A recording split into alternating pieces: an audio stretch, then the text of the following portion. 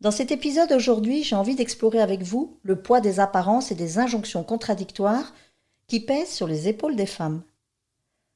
Dans le sens où être belle mais pas trop, naturelle mais sans se négliger, libre mais rester conforme. Vous voyez un peu, entre cheveux apprêtés, coiffure spontanée, maquillage discret ou beauté sans artifice, où se cache la vraie liberté. Alors moi je vous invite à regarder au-delà de l'image, là où se révèle justement votre essence, là où votre beauté prend racine dans l'authenticité. A tout de suite. Le cheveu fil de l'âme, le podcast qui révèle le lien invisible entre ta chevelure et ton histoire intérieure. Ici, la coiffure sort du paraître pour toucher l'être.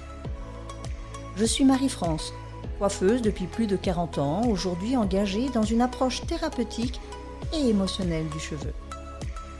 Chaque épisode est une invitation à écouter ce que tes cheveux ont à dire de toi.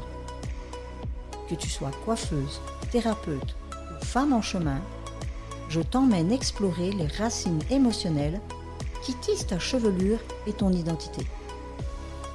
Témoignages, réflexions, élan du cœur, bienvenue dans un espace de libération, de reconnexion et de transformation. Et si toi aussi tu ressens l'élan de raconter ton histoire, je t'invite à rejoindre l'aventure. Alors aujourd'hui, il y a une question qui me triture. Pourquoi est-ce qu'on demande toujours à la femme d'être parfaite ? De nouveau, quelle est la perfection ? Et par rapport à ces injonctions sociétales, il y a ce côté où être parfaite dans son apparence, toujours impeccable. Il faut être parfaite à la maison, dans son couple, dans sa maternité, les enfants, le travail. Parfaite avec ses émotions, pas trop les exprimer, rester à sa place. Il faut être douce et forte en même temps, fragile mais solide, indépendante mais pas trop.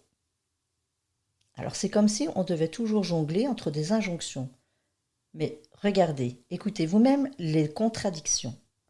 Être libre, mais rester conforme. Être naturel, mais sans se négliger.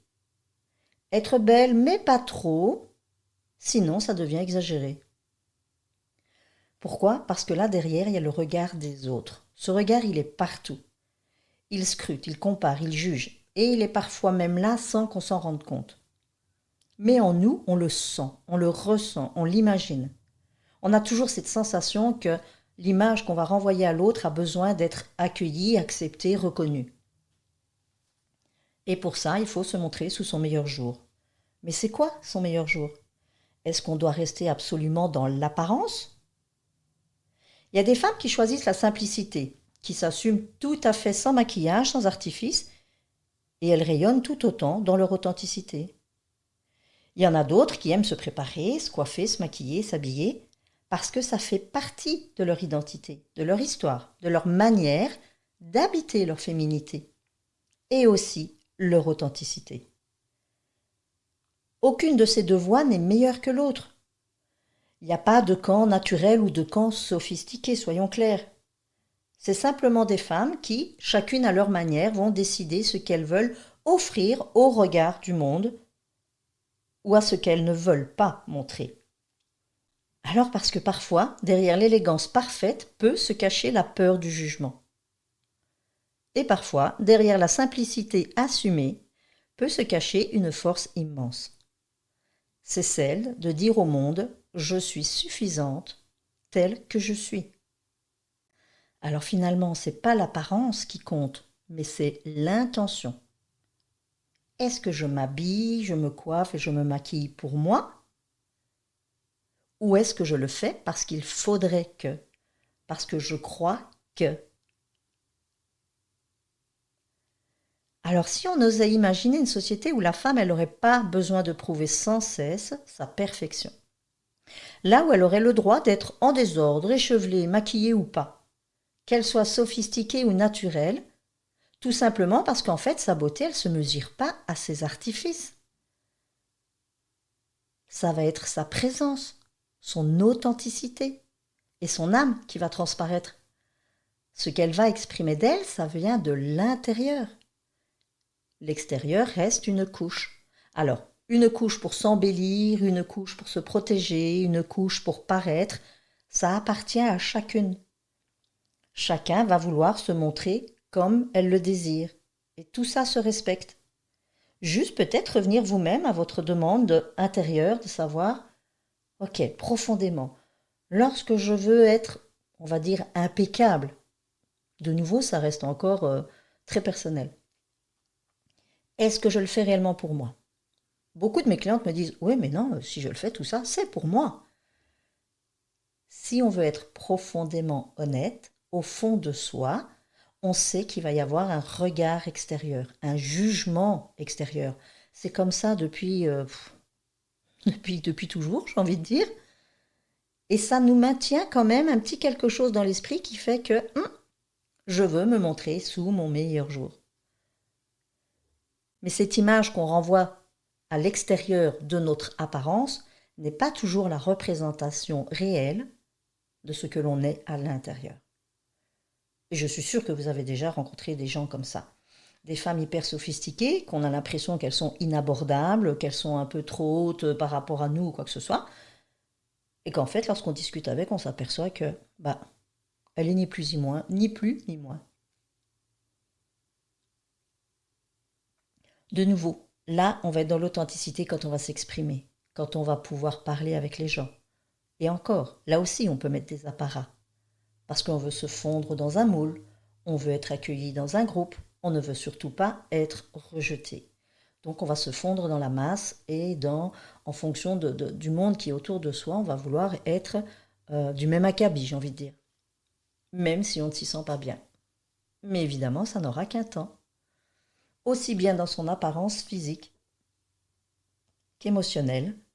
Si on ne se respecte pas dans ce que l'on est profondément, tôt ou tard, le masque va craquer. Il va tomber. Et là, est-ce qu'on va être prêt à assumer de se montrer tel que l'on est à l'extérieur? Alors autant le faire dès le départ. Alors toujours continuer de se maquiller, se coiffer, mais bien sûr, avec cette réelle intention derrière de le faire, pas pour plaire à l'autre, mais pour se faire du bien.